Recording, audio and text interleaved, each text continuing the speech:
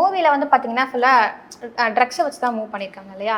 So அப்படி பார்க்கும்பொழுது இப்போ இருக்கிற நிறைய சினிமாஸ் படத்துல வந்து பாத்தீங்கன்னா ட்ரக்ஸை வச்சு நிறைய படத்தை வந்து கொடுக்குறாங்க.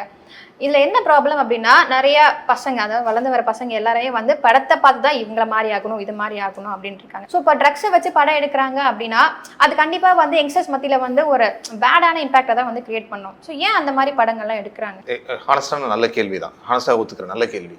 ஆனால் சொசைட்டியில் என்ன நடக்குதோ அதை ரெஃப்ளெக்ட் பண்ணுறோம். கண்டிப்பா. ஓகேவா? இப்போ நம்ம சரி இப்போ நீங்கள் இவ்வளோ பேசுகிறீங்களா, இப்போ நாங்கள் அதனால ட்ரக்ஸ் பற்றி படமே எடுக்கல இவ்வளோலாம். அதாவது as a matter of fact நான் இன்னும் பெட்டராக என்ன சொல்லுவேன்னா, இந்த படத்துக்காக அவர் ரிசர்ச் பண்ணார் டேரக்டர். அவர் சொன்ன இன்ஃபர்மேஷன்லாம் பார்த்தா என்னடா இவ்வளோ ஈஸியாவடா எல்லாமே மூவ் பண்ணிட்டு இருக்கீங்க அப்படின்ற மாதிரி இருக்கு. அது ரொம்ப பயத்தை ஏற்படுத்துது. எனக்கெல்லாம் பயங்கரமான பயத்தை ஏற்படுத்துது. இது சொல்லலாமான்னு தெரியல. முன்னெல்லாம் வந்துட்டு ஏதாவது செட்டுக்குள்ளே போனால் ஒரு 4 பேர் வந்து ஸ்மோக் பண்ணுறதுக்கே ஜென் செட்டுக்கு பின்னாடி போய் ஓரமாக உட்காந்தோ இல்லை அந்த மாதிரிலாம் ஸ்மோக் பண்ணுவாங்க. இப்போ ஸ்மோக் பண்ணுறதுலாம் சர்வசாதாரணமாக சொல்லுவாங்க. ஆனால் ஜென் செட்டுக்கு பின்னாடி ஒரு 4 பேர் போனது அது பெரிய தப்பு அப்படின்ற அளவுக்கு வந்துருச்சு.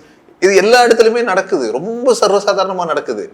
அப்போ இது நடந்துட்டு இருக்குது தானே, நான் நடக்காத ஒன்று காட்டலை ஒன்று. ஆனால் செகண்ட்லி ஒரு சின்ன ஒரு சோஷியல் ரெஸ்பான்சிபிலிட்டி இருக்க தான் செய்யுது, நான் இல்லைன்னு சொல்ல கண்டிப்பாக. ஏன்னா